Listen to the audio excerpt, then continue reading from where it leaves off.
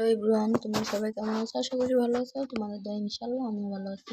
তো আজ চলে আসছি রান্নার কিছু আইটেম নিয়ে, যেটা আমি আসলে রান্না করছি, সেটা আপনাদের মাঝে শেয়ার করতে চাই। তো এই জন্য আসা, এখানে করে শসা কেটে নাও, শসা আছে, তো এই যে লেবু, রোডের মধ্যে মনে হয় শসা।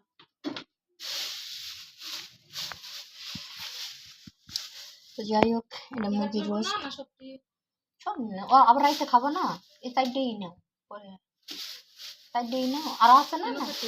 হ্যাঁ, নাও। তো এখানে আমি মুরগির রোস্ট করছি, তো চাইলাম আপনাদের মাঝে শেয়ার করি কেমন সব।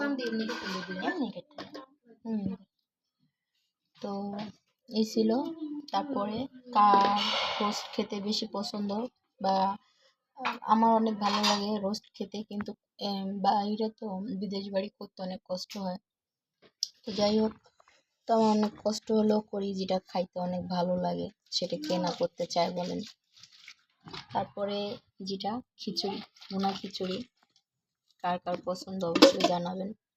আমার কিন্তু খুব পছন্দ, কিন্তু গরম এইমাত্র নিয়ে আসছি। রান্নার রেসিপিটা আর কি, যেভাবে আর কি, যখন আমি রান্না করতেছিলাম ওই সময় দেওয়ার ওরকমের কোনো ছিল না, ওয়ে ছিল না, কারণ অনেক নয়েজ থাকে, কারণ আমরা তো সবাই একসাথে রান্না করি, অন্য লোকেরাও থাকে রান্না করে, তো এই জন্য হয়ে ওঠে না। যখন কেউ না থাকে বা আদার্স কোনো লোক না থাকে, তখন চেষ্টা করি দেওয়ার জন্য।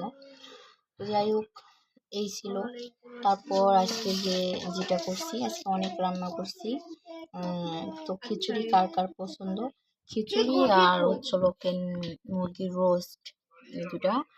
তারপর এই যে পাঙ্গাস দিয়া লাউ দিয়া রান্না করছি।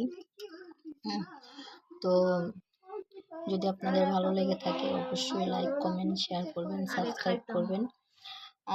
আরও একটা বিষয় না বললেই নয়, তাই আপনাদের মাঝে আমি কোনো ভিডিও আনতে পারছি না, বা দিয়েও ওঠা হয় না, কারণ ওরকমের সময় থাকে না। এখন আবার আমাদের 12 ঘন্টা করে ডিউটি। শুক্রবারে আসলে এখন ঠান্ডাও পড়ছে, বাইরে ওরকমই করে বাইরে হওয়া হয় না।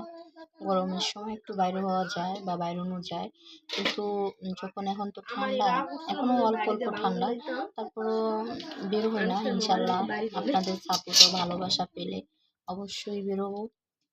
তো আজকের ভিডিওটা এই পর্যন্তই। যদি ভালো লেগে থাকে অবশ্যই অবশ্যই শেয়ার করে দিবেন বেশি বেশি করে। আমার সঙ্গেই থাকবেন নেক্সট ভিডিও পাওয়ার জন্য। আল্লাহ হাফেজ।